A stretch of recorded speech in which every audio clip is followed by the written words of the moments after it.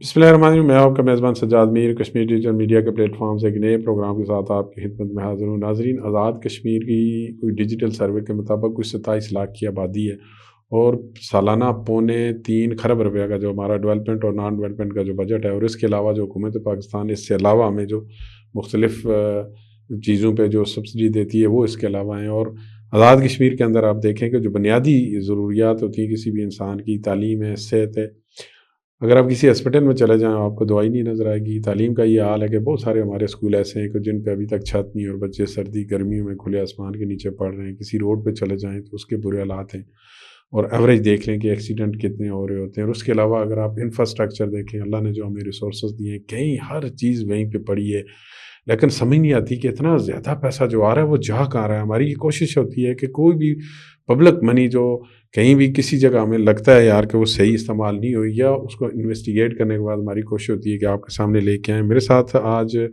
شریک گفتگو حسب معمول جو سینئر صحافی، تجزیاتی صحافی ہیں، تجزیہ نگار بھی ہیں، ذوالفقار علی صاحب، ان کی ایک سٹوری ہے، اس کے اوپر آج ہم ڈیبیٹ کریں گے یار کہ یہ پیسہ آخر کہاں آیا، کس طرح یوز ہوا، اس کے اندر کتنی کرپشن ہوئی۔ ذوالفقار صاحب، آپ کو ویلکم پروگرام میں۔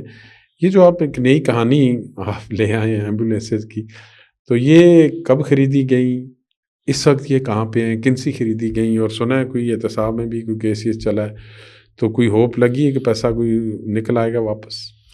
دیکھیے سجاد صاحب، آپ نیلم وادی نیلم تو جاتے رہتے ہیں، اور آپ نے دیکھا تھوڑے تھوڑے وقفے کے ساتھ موڑ آتے ہیں۔ تو آزاد کشمیر کی سیاست اور طرز حکمرانی اسی طرح کی ہے، اس میں بہت موڑ ہیں اور یہ سیدھی نہیں ہے۔ صحیح۔ تو آج جو ہم بات کر رہے ہیں ایمبولینسز کی، یہ ایمبولینسز 24 ایمبولینسز جو ہیں یہ اسلام آباد میں جو ہیلتھ ڈپارٹمنٹ ہے اس کے گودام میں کھڑی ہیں، اور یہ 20 مہینے سے کھڑی ہیں۔ ایکچولی کھڑی کیوں ہیں؟ انہوں نے 2023 ماڈل کی ایمبولینسز جو ہیں خریدی، اس کی پیمنٹ کی، اس کی ادائیگی کی گئی، وہ لیکن جو ان کو ایمبولینسز ملی وہ 2022 ماڈل۔ اچھا، یعنی ہاں، یہ اچھا یہ وجہ ہے کہ ابھی تک کو کھڑی ہے۔ ایگزیکٹلی۔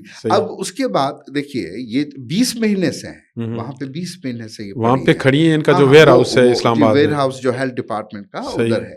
لیکن اسی دوران 2 مارچ کو ایسا بیرو نے آزاد موٹرز اور اینڈس موٹرز، اب اینڈس موٹرز جو ہیں یہ تو مینوفیکچرنگ ہے نا، مینوفیکچرنگ کمپنی ہے ٹویوٹا کی، اور ان کی واحد ڈیلر آزاد کشمیر میں آزاد موٹرز ہے۔ صحیح ہے۔ تو ان کو نوٹسز جاری کیے، ان کو ایک وضاحت طلب کی ان سے کہ آپ نے تو 2023 ماڈل کی گاڑیاں دینی تھیں، تو آپ نے 2022 ماڈل کی کیوں دی؟ ساتھ ہی انہوں نے یہ کہا کہ آپ نے 20 اپریل جو ہے 2020 کو آزاد کشمیر کے ہی یہ جو سروسز اینڈ جنرل ایڈمنسٹریشن کو اسی ساخت اور ماڈل کی گاڑیاں دیں، جن کی قیمت جو تھی وہ یہ کہتے ہیں کہ ایک گاڑی کی قیمت 97 لاکھ 9,000 روپے تھی۔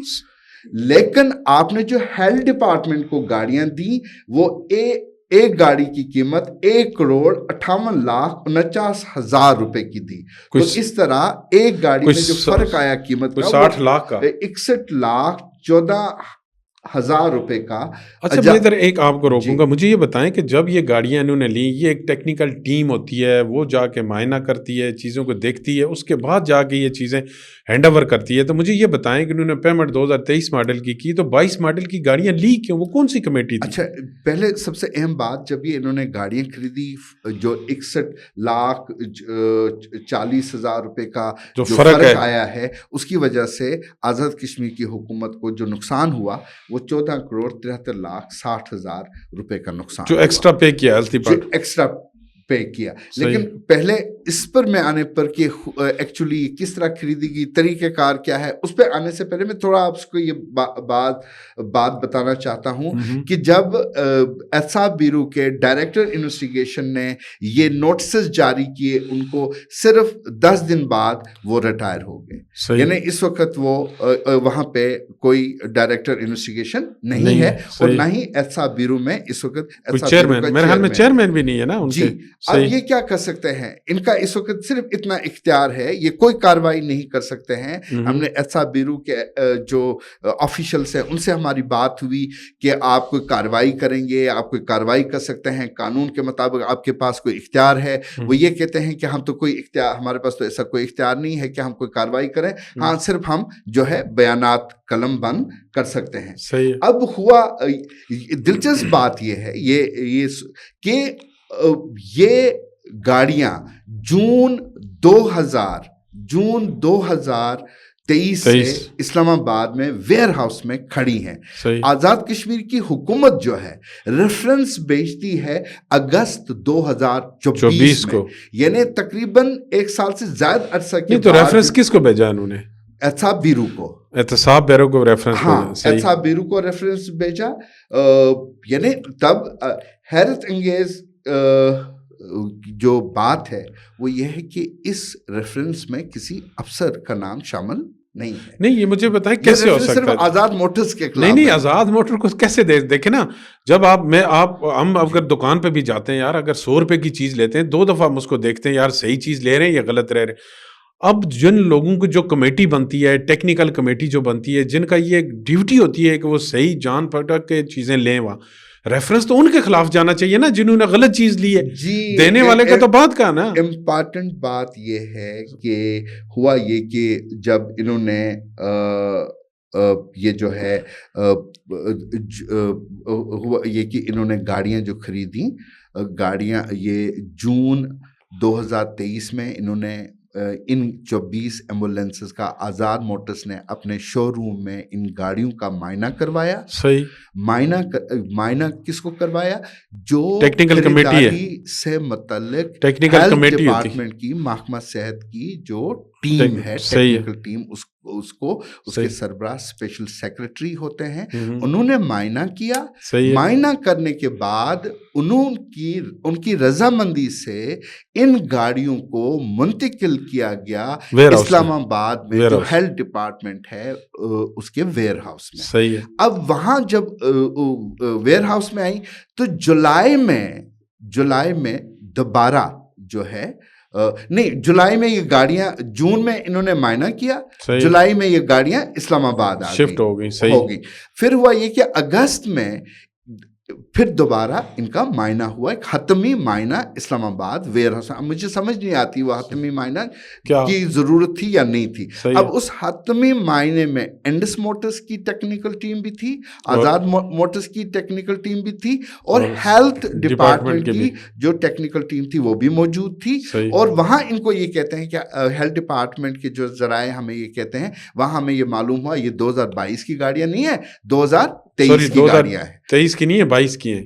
2023 کی نہیں ہے, 2022 کی ہیں. تو انہوں نے ان سے یہ کہا کہ آپ یہ گاڑیاں واپس لیں. آزاد موٹرز سے کہا جن سے یہ گاڑیاں خریدی گئی تھی, آپ یہ واپس لے لیں اور ہمیں جو ہے آپ گاڑیاں 2023 ماڈل کی. اس پہ انہوں نے رضامندی ظاہر کی. انہوں نے کہا ٹھیک ہے, ہم آپ کو 2023 ماڈل کی گاڑیاں ہی دیں گے, ان کو ہم واپس لے جاتے ہیں. ہوا یہ کہ یہ معائنہ اگست میں ہوتا ہے. نومبر دسمبر میں وہ پھر جو خریداری سے متعلق جو ہیلتھ ڈپارٹمنٹ کی ٹیم ہے اس کو 2023 ماڈل کی جو گاڑیاں ہیں اپنے شو روم میں معائنہ کراتے ہیں. صحیح ہے. اب ظاہر ہے وہ ایسے نہیں خرید سکتے جب تک کہ گورنمنٹ ان کو اجازت نہ دیتی.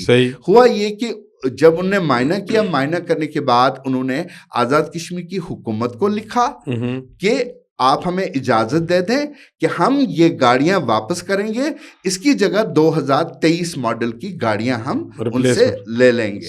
تو اب کیا ہوتا ہے کہ آزاد کشمیر کی حکومت جو ہے اس خط کا ہی جواب نہیں دیتی. صحیح ہے.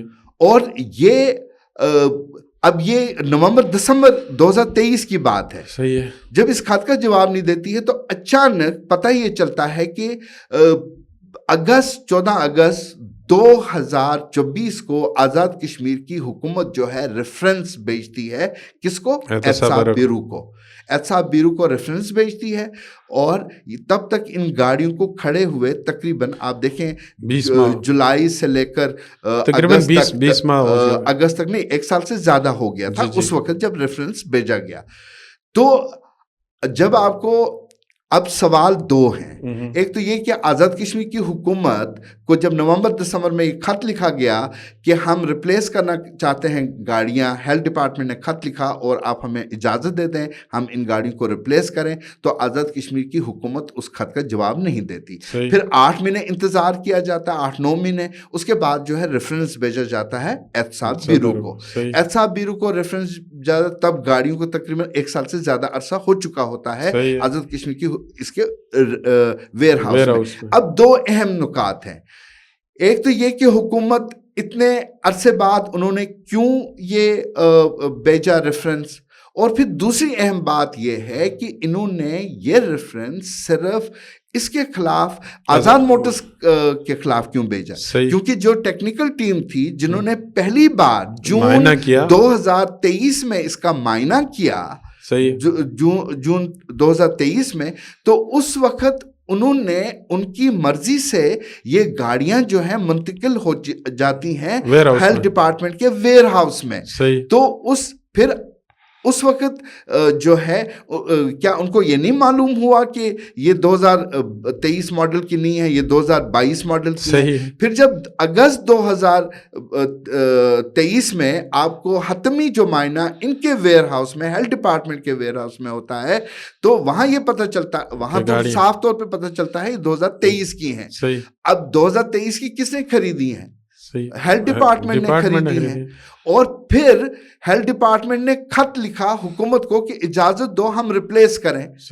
وہ اجازت بھی نہیں. اچھا، اس میں بالکل یہ اس ریفرنس میں آفیشلز کا ذکر ہی نہیں ہے. بالکل میں اسی طرف آ رہا ہوں کہ دیکھیں جو سروسز نے گاڑیاں خریدی وہ بھی سیم گاڑی تھی، وہ ان کو تقریباً 97 لاکھ میں پڑی. وہی سیم گاڑی ہیلتھ نے 60 لاکھ اس سے زائد قیمت دے کے خریدی.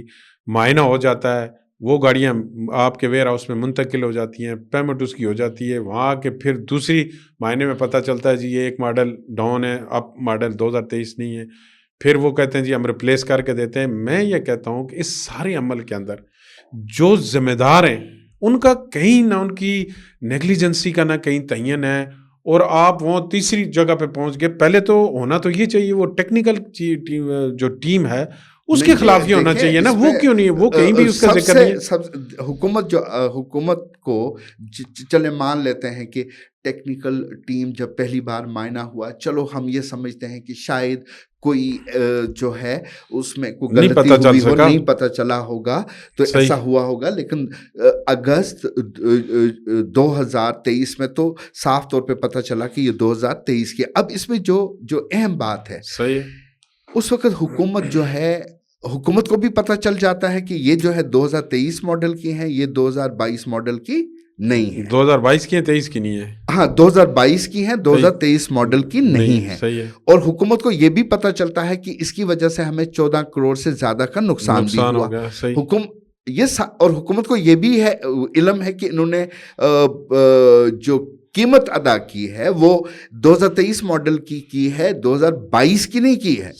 تو یہ ساری چیزیں حکومت کو علم تھی. اس کے بعد وہ اس وقت جو حکومت کر سکتی تھی وہ یہ تھی، وہ کارروائی کر سکتی تھی، وہ تحقیقات کرتی، فوری تحقیقات کرتی، اور وہ جو اگر ان کو لگتا کہ کوئی آفیشلز رسپانسبل ہیں اس میں، وہ ان کے خلاف کارروائی کر سکتی تھی.